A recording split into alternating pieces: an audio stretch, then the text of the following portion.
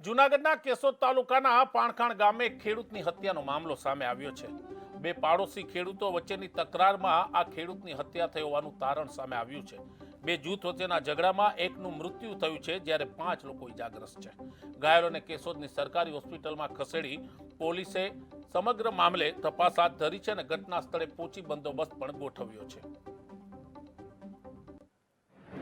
આજરોજ કેશોદ પોલીસ સ્ટેશનના પાણખાળ ગામની સીમમાં એક સેઢામાં ચાલવા બાબતની તકરારમાં મારામારીનો બનાવ બનેલો છે। સામસામે ક્રોશ જેમાં એક વ્યક્તિનું મૃત્યુ થયેલું છે, જેમનું નામ બિરસાભાઈ રહેમલભાઈ ગાંગડા છે।